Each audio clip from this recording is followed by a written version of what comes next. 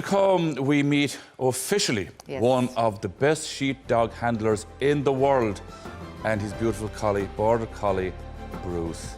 Oh my God. We'll see you right after the break. You are very welcome back. Our next guests, we should say, well, one of them is the best sheepdog handler in the world, and having been part, of course, of the Ireland team that won the World Sheepdog Trials, which was held in Ireland last year. But also, we probably have one of the best sheepdogs in the world as well. We are thrilled to have Paddy Fanning with us, and also Bruce, who is his 10-year-old sheepdog. You're both very welcome. Bruce has heard his name. Yeah, Bruce said, am I going to get a biscuit here? I've always been obsessed with this. I was even saying this to Dáithi. I just love watching, and years ago as a child, you probably remember this, Dáithi, where we were kids, used to be one man and his dog. The Sheepdog Trials used to be on TV, I think it was every Sunday. And it was just almost what they almost call now as like, it's like ASMR, listening and watching you guys in action. Yeah, well, everybody remembers one man and his dog, and most people remember it fondly, like.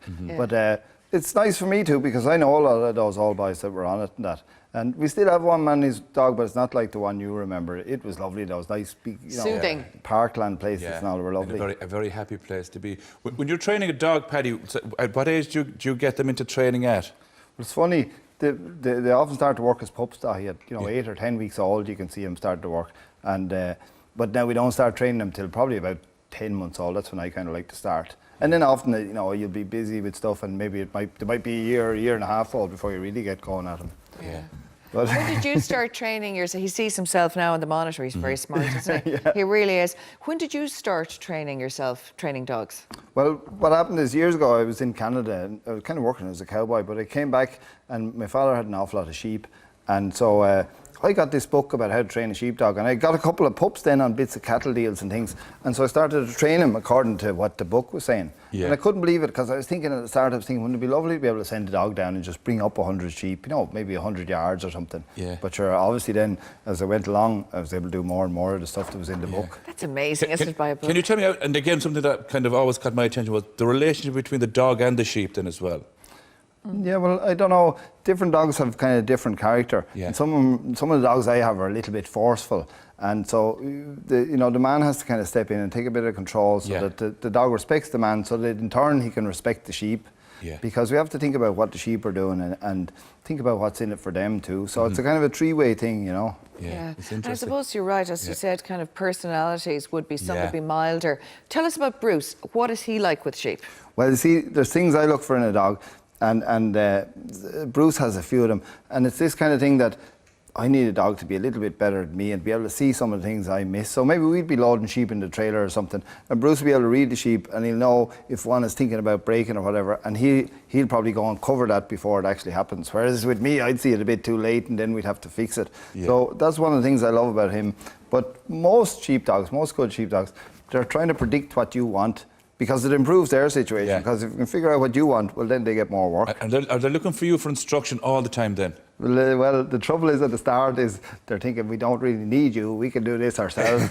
So we have to kind of make ourselves important, and then then they're going through us. So this is where things like this come in. Now, I've been trying to use this. This is a whistle. Now, but obviously you can just whistle yourself, like with your lips, like that kind of whistling. Well, sorry, Bruce, but some people use this. Tell us about the commands and how you, are there certain whistles that everyone uses, the same kind of whistle? Is there like a universal language of whistling when it comes to sheep? Well, you see, with the whistles and the verbal commands, the dog doesn't really care what we're saying. It's what they mean to him, So if we said, cow jumps over the moon, that could mean go and get the sheep to the dog. But so we start off by putting these verbal commands. Usually with us, we're saying go right or come left, because that's what we want them to do. But then, maybe on a wet day and at distance, the wind is blowing in our face, well, we change the verbal commands over to whistles, so that now we can work them at a big distance without having to shout or anything. Give that a little blast there, Maura. You were doing well earlier on with it, No, I'm not. I'm much better at my regular whistle. Okay, do your regular whistle first. Okay, so do one whistle for me first, you.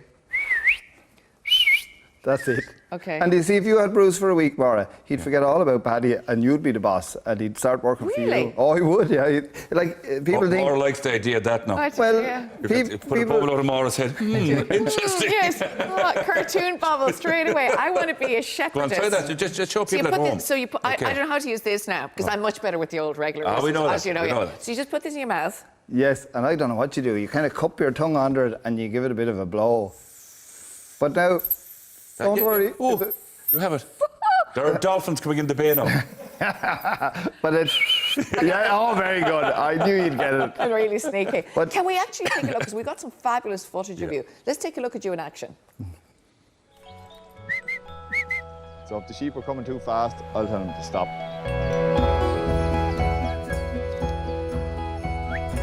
So yeah, we work like a team. If I have a really good dog, he's cleverer than me, so I try and let him do a little bit more, and I just kind of steer him around a little bit. But it's very much partnership.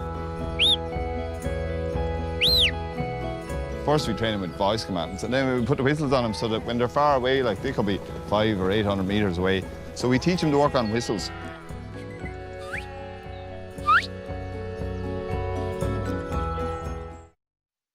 Or Oh, what program probably was a it? couple of years ago. The Wild Irish Year, there was a lovely program. They had, you know, they had like 4 different, the 4 seasons. Yeah. And so there's It some looked lovely beautiful. footage on it. It looked yeah. really, really nice. No, there are big competitions with this as well, Paddy.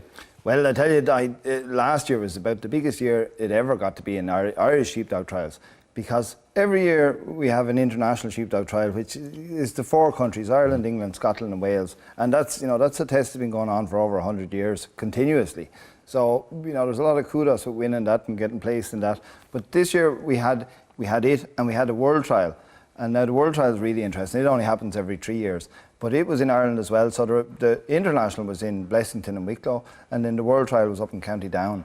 And the world trial is a big one. There's 240 dogs from all over the world, like Uruguay, Brazil, America, anywhere you can think of, Iceland, South Africa. Yeah. So it's a proper competition.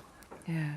But when you look at Bruce compared to other dogs and the way they're trained, I mean, are they all collies or would they have different? Because I remember being in Italy and staying in the mountains, and the sheepdogs they stayed with the sheep all the time, 24/7, and they were these kind of white dogs. Yeah. They were obviously the sheepdogs from there. Well, some countries, they have predators, and so they have dogs, you know, run with sheep 24/7 to this protect was, them. yeah. But now Italy sent over a team too, so the World Trial is all Border Collies, Yeah. International Sheepdog Society registered Border Collies, and that registry goes back just like the International. You can probably go back in the stud books over 100 years as well. My God. And you know, so we could go back all the way back in his pedigree if we really wanted it. We could go back to Dot, like, Yeah. well, to Dot for sheepdogs. How did Bruce get on when Bruce was in some of these trials? Well, so there's 240 dogs at the World Trial. A lot of people, you know, you go there with your hopes up and all, but there's really only going to be a few people going home happy. And so we were lucky. We made it into the final. We didn't actually win it now. A Norwegian fella won it. But we got into the top 16 out of all that. And so we had to go Amazing. through a few qualifying rounds to get into that big final. So it was a big deal for us. And the nice thing was, we had our chance to win it too. You know, the sheep were very fair for everybody. But we weren't quite good enough. We'll have to wait for the next one. But you, I know, are in demand going to judge in other countries as well. Where have you been? I tell you, well, I've kind of gone a bit lazy with the judging, but I've been everywhere, all over Europe and England, Scotland, Wales, judging, and America. But they bring me over to show them how to train dogs and that as well, or to help them with little bits of problems they might have. So, like, I was in Canada and all this year, and it was in Iceland, and when I was down in South Africa, a bit of judging, a bit of training. You're just so relaxed after South Africa for the weekend. But Maura, I tell you, if I won the lotto, I wouldn't be living any better. It's super, really. This is it, like- And then, see, I tell you the nicest thing about the travel, and one of the nicest things I love about it, is I'll go down to the Basque Country now in May, and like I'll be meeting fellas there, most of them won't speak English. So you can't do that as a tourist. You go straight into the real people, and in Iceland the same, or anywhere I go. And so I have a fierce value on that. You know, you get to really see what it's like for them. Just before you go, tell us about this. Oh yes, I thought this was Maura's. That is my crown, yeah. So this is well, it's a golden sheepdog collar, but it's from one of the oldest running trials in Ireland, the Roundwood Sheepdog Trial. And I think that collar's probably about 70 years old. Oh, and that's fab. Dennis Burchell, he's a famous Wicklow handler. He told me the background of it, but I've forgotten. But Roundwood was the very first trial I went to, and I didn't think, you know, I wasn't sure should I be going or anything. But that's years ago. But now we won it there this year. We've won this collar a few times, but I just brought it along because I think it's probably one of the nicest trophies we have. It's in stunning. sheepdogs. Looks fab. Stunning.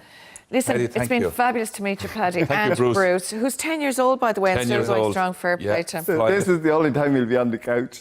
He's so, I bet it Taking the is. most Oh, of he's it. lovely. Now, Thanks so much. if you'd like to listen back to this item or any other item on the show, we have a podcast. You can find us at RTE Today Podcast, wherever you get your podcasts. No, that is it for today. We've just Now we're back tomorrow when we will be chatting to the Irishman who has travelled to every country in the world. It's a bit like Paddy here.